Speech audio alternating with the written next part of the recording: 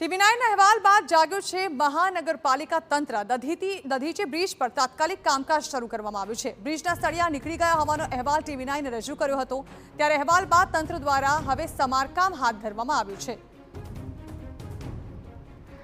તો સુભાષ બ્રિજની તો ખસ્તા હાલતને પગલે તેને બંધ કરી દેવામાં આવ્યો છે, પરંતુ શહેરના અન્ય રસ્તાઓની શું પરિસ્થિતિ છે તેની દરકાર જ્યારે ટીવી9 લેવા માટે પહોંચ્યું અને તે પહોંચ્યું દધીચી બ્રિજ પર, તો ત્યાં પણ જે જર્જરિત હાલત દેખાઈ તેને લઈને ટીવી9 અહેવાલ પ્રસારિત કર્યો।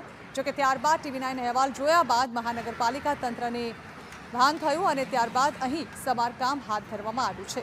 જોકે અહીં સવાલ એ જ છે કે આખરે મહાનગરપાલિકાને જ્યારે મીડિયાના અહેવાલ જોવામાં આવે છે ત્યારબાદ જ આ બાબતે ભાન થાય છે।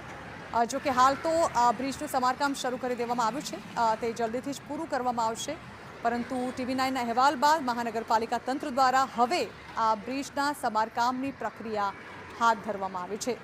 સુભાષ બ્રિજનો જે રિપોર્ટ સામે આવ્યો ત્યારબાદ હવે શહેરના અન્ય બ્રિજની શું હાલત છે તેના પર ખરેખર તપાસ કરાવવાની જરૂર છે। ભલે ગંભીરા બ્રિજ દુર્ઘટના વખતે તેના રિપોર્ટ્સ કરાવવામાં આવ્યા હોય, પરંતુ તે નોર્મલ આવ્યા હતા, પરંતુ એવું લાગી રહ્યું છે કે અત્યારે જે રિપોર્ટ કઢાવવામાં આવે તો ઘણા બધા બ્રિજ જે છે તે ક્ષતિગ્રસ્ત હોવાનું સામે આવી શકે છે।